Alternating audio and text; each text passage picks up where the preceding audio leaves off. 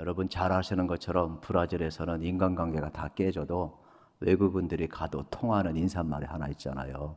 델몬트 선전에 나오잖아요. 그냥 따봉 그러면 다 인간관계가 회복이 된다는 거예요. 당신이 최고입니다. 우리 수련의 기간을 통하여서 여러분 사실 우리가 어렵거든요. 예수님 알아요. 예수님 사랑해요. 예수님 믿어요. 그러나 정말로 내 인생에서 예수님이 최고입니다 고백하며 내 가슴 깊은 곳에부터 터져 나와가지고 여러분 우리가 주님을 향하여 정말로 주님이 나의 힘이고 주님이 나의 능력입니다 고백하며 산다는 게 만만치 않아요. 근데 우리는 수련을 통해서 경험을 했어요. 아, 정말로 예수님이 최고구나. 찬양을 통하여, 기도를 통하여, 말씀을 통하여, 우리의 모든 행동을 통하여서 여러분 어땠어요?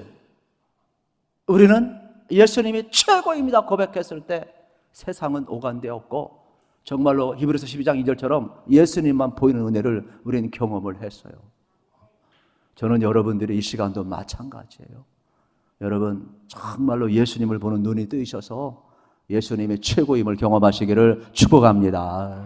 여러분 우리를 인도하는 그러한 방식이 참 요즘 많이 이렇게 발달되었지 않습니까? 그런 것처럼 여러분의 인생길도 마찬가지예요. 여러분의 인생길 방황하지 마시고 예수님이 길이고 진리고 생명이시니까 예수님을 여러분 따라가시기를 축복합니다. 예수님 외에는 구원도 없어요. 그래서 우리 인생길은 여러분 철저히 예수님 안에서 살아가야 되는 것이죠. 만약에 예수님이 생명이고 구원이고 진리이고 여러분 보이지 않는다면 이건 큰 문제가 되겠지요. 히브리서가 바로 이렇게 방황하는 사람들을 위해서 쓰여졌어요. 예수 믿는 사람들이 핍박을 견디지 못하고 예수 믿는 사람들이 갈등을 느끼고 예수 믿는 사람이 방황을 할 때 히브리서 기자는 성령의 감동을 받아서 더 이상 방황하지 말고 예수님을 바라보며 살라라고 히브리서를 쓰게 되었음을 발견하게 되는 것입니다. 왜 그러느냐 하면 그 당시 예수 믿는다는 것은 오늘날 우리의 상황하고 너무 달라요. 예수 믿으면 가정에서도 쫓겨남을 당해야 되고 형제들과도 여러분 단절을 해야 되고 때로는 재산도 잃어버리고 때로는 지위도 잃어버리고 때로는 목숨도 잃어버리고 이 수많은 핍박을 당해야 됩니다. 그리고 주변에 있는 좋은 사람들과의 관계도 다 깨져요. 그러다 보니까 주변에서 뭐라고 그래요? 늘 함께 있던 유대교 사람들, 바리새인, 제사장, 서기관, 또 존경했던 공회의원들 이런 분들이 뭐 그렇게 까닭스럽게 예수 믿느냐, 그냥 우리처럼 살다가 가자. 어디 그뿐이겠어요. 로마의 핍박도 있게 되겠죠. 그래서 로마는 이제 통치수단으로 여러분 황제 숭배 사상을 강요하잖아요. 예수님이 주라고 하는 그리스도인들을 향하여서 모든 주인은 황제라고 로마가 강요를 하면서 그리스도인들을 이제 회유를 하는 거죠. 너희들 예수 그냥 부인하고 황제 숭배하고 이 땅에서 잘 살라는 거예요. 뭘 그렇게 유별나게 사느냐는 거죠. 그래서 예수만 부인하면 핍박 안 하는 거예요. 가두지 않는 거예요. 재산 안 뺏는 거예요. 목숨 안 뺏는 거예요. 그러니까 이들이 갈등을 느낄 수밖에 없죠. 타협하고 살아갈 수밖에 없어요. 더 힘든 것은 뭐냐면 계속해서 초대교회 배경은 그런 거예요. 너희들 예수 믿어가지고 복 받은 게 뭐냐 이 말이에요. 예수님 재림하신다는데 예수님 아직 안 오지 않느냐 이 말이에요. 이러한 때에 신앙이 흔들리는 여러분 흩어진 이 디아스포라 교인들을 향하여 성령께서는 이 히브리서 저자를 통하여서 세상의 그 어떤 것과 비교할 수 없다라는 것을 히브리서를 통해서 우리에게 전해주고 있음을 우리가 보게 되는 것이죠. 저는 오늘 이 말씀을 준비하면서 오늘 우리의 공동체도 또 오늘의 시대도 표현만 다르지 우리의 갈등을 유발하고 흔들리는 요소가 너무너무 많이 있음을 보았습니다. 그래서 이 히브리서는 여러분 우리에게 예수님이 최고라는 것을 다시 한번 가르쳐주고 있는 거. 어느 정도냐? 예수님은 정말로 그 어떤 것과 비교할 수 없이 탁월하신 분이기 때문에 정말로 우리가 예수님을 잘 믿고 우리가 예수님을 바라보고 예수님을 최고로 여기고 살면 그 어떤 환난도 핍박도 그 어떤 것도 비교할 수 없다라는 것이죠. 현재 고난은 장차받을 영광에 비하면 아무것도 아니라는 거예요. 이 땅에서 우리가 순간 80년, 100년 평안하게 잘 살다가 지옥 가는 것보다 영원히 이 땅의 고통을 가운데 있다 할지라도 영원한 생명 천국에 가는 것이 더 낫다는 것을 히브리서는 우리에게 지금 계속해서 보여주고 있는 내용이 되겠습니다. 그러면서 예수님은 지금도 살아계시고 예수님은 지금도 우리와 함께하고 있다라고 이야기를 합니다. 그 당시 이제 여러분 최고로 여겼던 그들의 그 유대교의 신앙에 보면 뭐 아브라함이 있고 모세가 있고 선지자가 있고 뭐 엘리야가 있고 쭉 다 나오잖아요. 그러면서 유대인들은 자기들이 가진 신앙이 최고라고 그러는데 여러분 기독교라는 것은 뭐예요? 구약 성경의 이러한 모형들이 진짜 실제 예수님이 오셨다는 걸 믿는 것 아니겠어요? 이들은 아직 모형만 붙들고 있는데 진짜 예수님 실체가 오셨으니까 예수님이 정말 우리의 구원의 주가 되심을 믿는 이 그리스도인들을 계속해서 흔들 때 히브리서 저자는 흩어진 그러한 그 유대교 배경을 가진 사람들, 자꾸 유대교로 돌아가려고 하고 자꾸 배교를 하는 사람들에게 그들의 배경을 가지고 예수를 설명하고 있는 내용이 되겠지요. 그래서 1절에 보게 되면은 비교할 수 없을 정도로 이제 선지자와 비교를 합니다. 1절을 같이 한번 읽겠습니다. 옛적의 선지자들을 통하여 여러 부분과 여러 모양으로 우리 주상들에게 말씀하신 하나님이, 여러분 하나님은 옛적의 선지자들을 통하여 여러 부분과 여러 모양으로 우리 주상들에게 말씀하셨다라는 거예요. 그러니까 여러분 선지자들은 어떤 사람이냐? 하나님의 말씀을 받아서 전한 사람들이에요. 그래서 유대인들은 선지자, 예언자를 매우 귀하게 여겨요. 왜요? 하나님의 말씀을 받아서 전하기 때문에 그래요. 그러니까 대부분 여러분 예언자들의 여러분 선포의 패턴이 뭐냐? 내가 생각에는 이런 말을 하지 않아요. 하나님이 가라사대, 하나님이 이르시되, 하나님이 말씀하시기를, 모든 권위를 어디에 둬요? 하나님께 두고 있어요. 그러니까 선지자들을 통하여 선포되는 모든 말씀의 권위는 선지자가 아니라 내 생각이 아니라 하나님이 가라사대 하나님께 그 권위를 두고 있어요. 그래서 선지자들을 그토록 귀하게 여겼다라는 거예요. 그래서 히브리서 기자는 뭐냐? 너희들이 그토록 하나님의 말씀을 받아서 전하는 예언자를 그렇게 귀하게 여기는데 옛적에는 하나님이 선자를 통하여 여러 부분과 여러 모양으로 말씀을 하셨지만은 이제는 선자를 통하여 말씀하신 그 하나님이 직접 오셨는데 그게 누구냐? 예수님이라는 거예요. 그러면서 예수님은 선지자와 비교할 수 없이 탁월하신 분이다라고 이야기하고 있음을 말씀하고 있는 겁니다. 2절에 보게 되면은 이 모든 날 마지막에는 아들을 통하여 우리에게 말씀하셨으니 이 아들을 만유의 상속자로 세우시고 또 그로 말미암아 모든 세계를 지으셨느니라. 마지막 날 아들을 통하여 말씀하신다. 누구죠? 예수님을 통하여서 말씀하신다. 그러니까 하나님은 누구예요? 예수님이고, 지금은 이제는 선자를 통하여 말씀하는 것이 아니라 예수님을 통하여 하나님이 직접 말씀하고 있다라고 이야기를 하는 겁니다. 그러면서 3절에 보십시오. 이는 하나님의 영광의 광채시요 그 본체의 형상이시라. 그의 능력의 말씀으로 만물을 붙드시며 죄를 정결케 하신 일을 하시고 높은 곳에 계신 지극히 크신 이의 우편에 앉으셨느니라. 하나님의 영광이요 본체신 분이 누구예요? 예수님이에요. 그분은 누구예요? 능력의 말씀으로 오신 분이에요. 그분은 누구예요? 우리의 죄를 정결케 하시는 분이에요. 그분은 누구예요? 지극히 높으신 분이에요. 그분은 누구예요? 우리를 위해 오셔서 십자가에 못 박혀 죽으시고 3일 만에 부활하셔서 다시금 어떠하세요? 우리에게 영원한 생명을 주시고 부활 승천하는 보좌 우편에 앉아 계시고 지금도 성령으로 우리와 함께 하시는 분임을 여러분 히브리서 기자는 소개를 하고 있는 것입니다. 그러므로 여러분 예수님이 오신 다음에는 더 이상 선지자가 필요 없다 말씀을 하고 있어요. 왜요? 하나님이 직접 우리에게 말씀하시기 때문에 그렇습니다. 이 시간도 마찬가지입니다. 여러분 이 시간도 설교자가 말하는 것이 아니라 여러분 꼭 기억해야만 합니다. 설교자는 이미 여러분 가운데 계신 예수님이 있음을 알려주는 사람이에요. 이미 여기 기록된 성경 말씀이 하나님의 말씀인 것을 알려주는 사람이에요. 그러므로 선포될 때에 여러분 저는 운반자에 불과한 사람이고 내용물은 성령님이 열게 하셔서 깨닫게 하시고 경험하게 하시고 믿게 하시는 것이에요. 그러므로 저는 이 설교를 통하여서 여러분들이 누구를 만나야 되냐? 예수님을 만나야 될 줄로 믿습니다. 우리가 신앙생활을 하면서 여전히 힘든 것은 뭐냐? 예수님을 알 것 같은데 모르기 때문에 그렇습니다. 우리는 기억을 해야 합니다. 예수님이 내 마음에 정말로 오셨다면 여러분들 예수님의 인도를 받았으면 좋겠어요. 저도 운전하다가요, 내비게이션 딱 찍고 가는데 제가 그냥 다른 길로 가잖아요. 그러면 경로 이탈했습니다. 이렇게 나와요. 예쁜 아가씨의 목소리가 나와요. 그냥 이렇게. 경로 이탈했습니다. 여러분은 예수님이 계시거든요.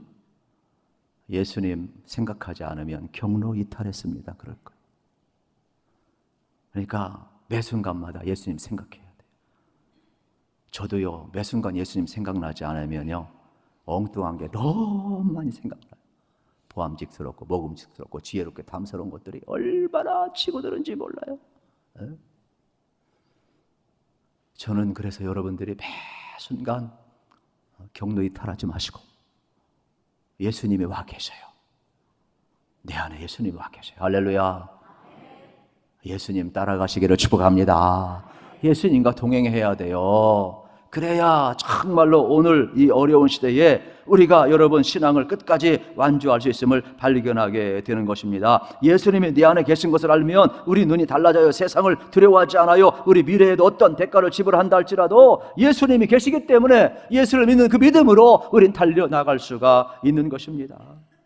핍박당하는 히브리들의 문제는 오늘 우리들의 문제이기도 하는 것입니다. 그 당시 얼마나 많이 갈등을 느꼈어요.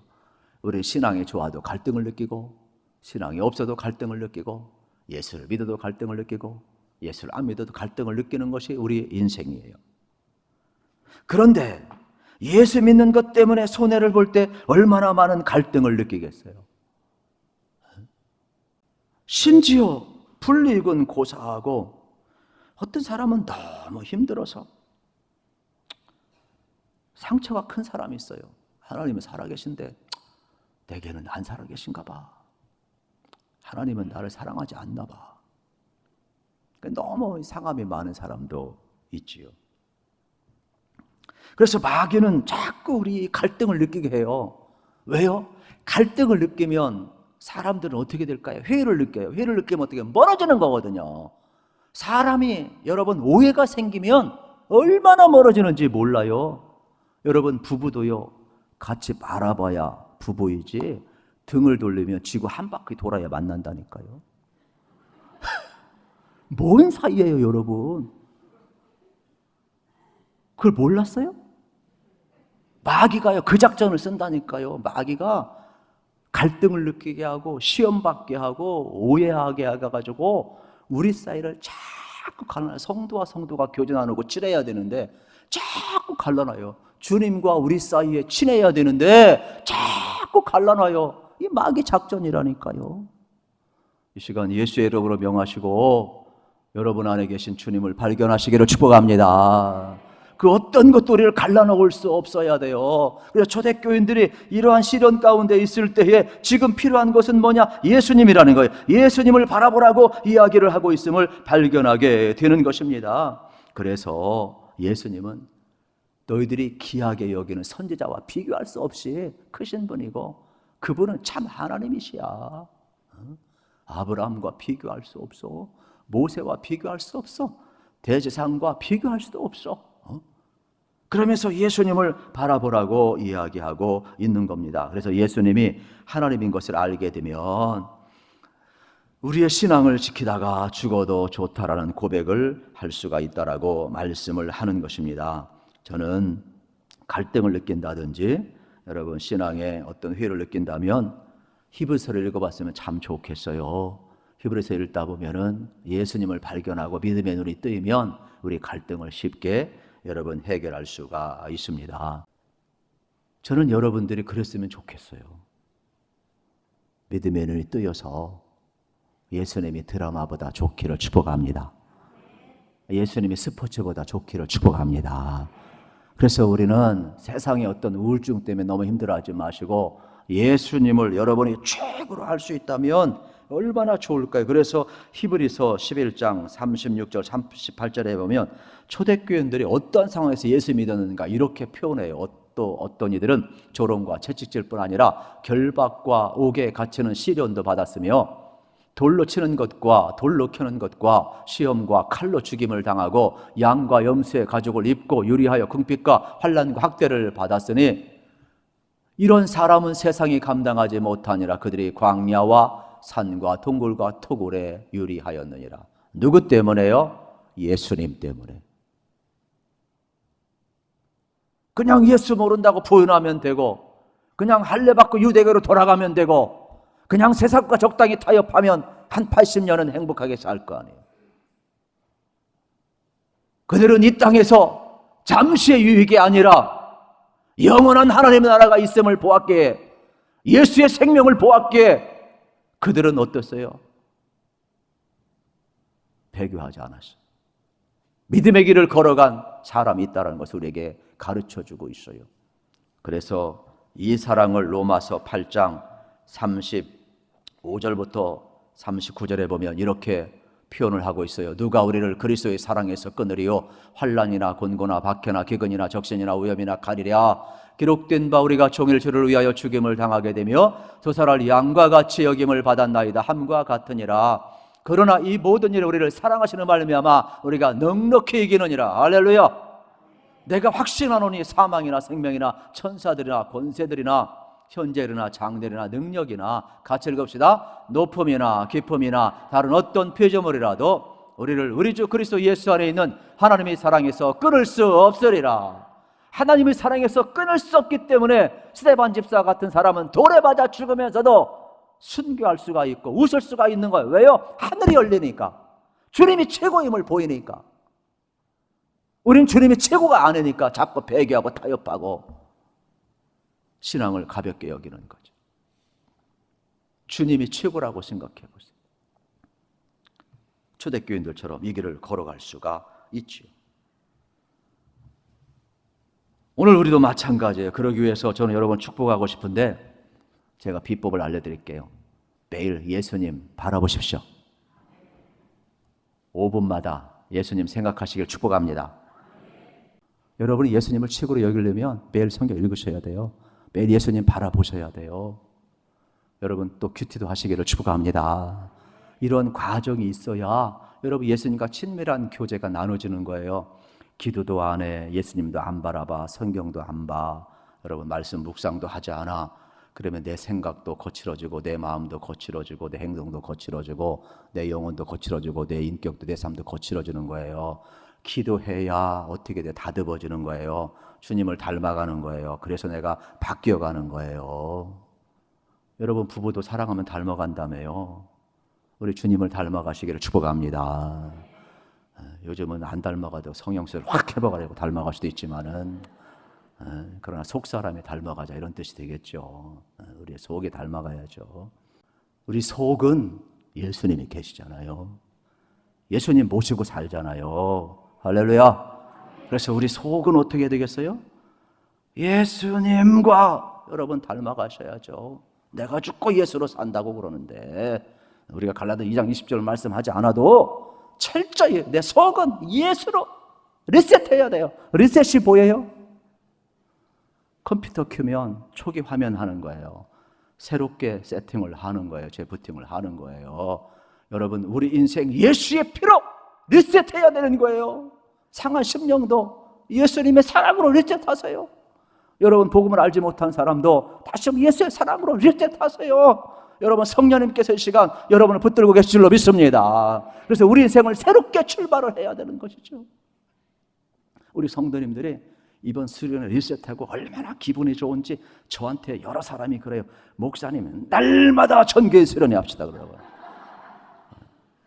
또 심야기도 했더니 그냥 목사님 날마다 목사님이 심야기도 하십시오 막 그러더라고요. 나 죽이려고 작정을 했더라고 그냥. 얼마나 좋으면 그런 얘기를 막 거침없이 하겠어요. 그래서 기도해 봅시다 제가 그랬죠. 막 마음껏 찬양하니까 우리 원로 목사님 오셔서 뭐라고 그랬어요? 막 찬양하는 거 보니까 너무 좋은 거예요. 나는 속으로 막 더 좋아가지고 난리 났는데 막 그냥 매 시간마다 찬양이 얼마나 은혜로운지 몰라요. 막 기도도 막 얼마나 마음껏 그냥 2시간 막 소리 질러 버리니까 막 그냥 우리 속도 시원하고, 성령께서 역사하는 건 하나님의 영역이고 우리는 간절히 사모하고 하나님의 은혜를 사모하고 내가 하나님을 만나고 전심으로 찾으면 하나님 만나주신다고 했으니까 우리는 약속에 근거해서 하나님 앞에 나아가는 것뿐이에요. 역사는 하나님이 하실 줄로 믿습니다. 우리는 그 믿음으로 살아가는 것 아니겠습니까? 여러분의 인생 리셋 다시 한번 해보세요. 여러분의 인생 새롭게 출발할 것입니다. 여러분의 미래는 하나님이 책임져 줄 것입니다. 그러므로 우리의 인생은 리셋 예수가 최고입니다라는 것이 매우 중요함을 발견할 수가 있습니다. 한 가지 예화만 말씀을 드려야 될 것 같은데 참 시간이 잘 가네요. 간단하게 축약하면 이렇습니다. 초기 여러분 그 로마가 313년 콘스탄틴 대제가 기독교를 국교화시켰잖아요. 그 수많은 일화 가운데 하나가 뭐냐면 콘스탄틴 대제가 결정적으로 신하들을 불렀대요.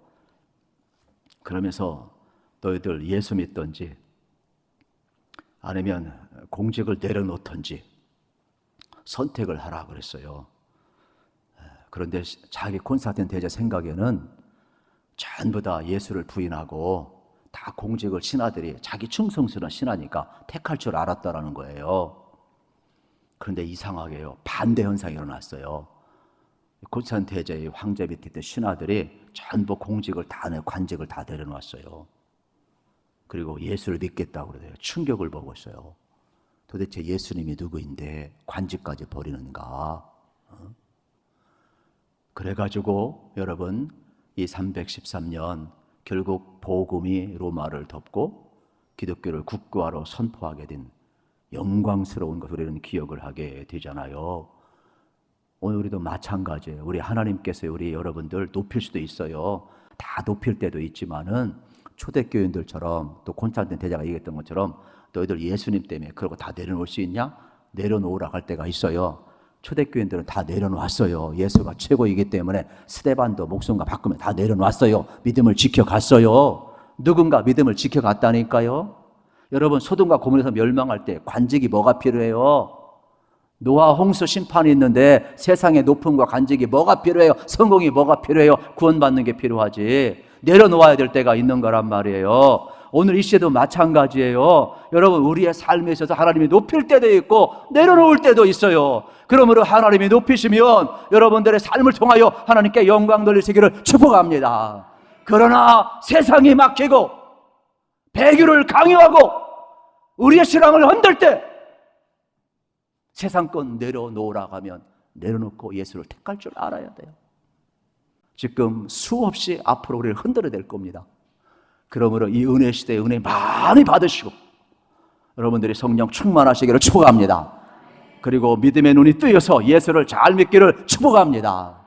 예전처럼 믿지 마시고 다시금 리셋하세요. 새롭게 출발하세요. 예수의 피로 복음의 능력으로 예배를 리셋하시고 여러분의 신앙을 리셋하시고 여러분의 삶, 여러분의 비전, 여러분의 미래까지도 다시금 부팅, 세팅을 하세요. 그래서 하나님이 열어가시는 그 미래가 저는 기대가 돼요. 하나님이 여러분을 귀하게 쓰시기를 우리 주님의 이름으로 축복합니다.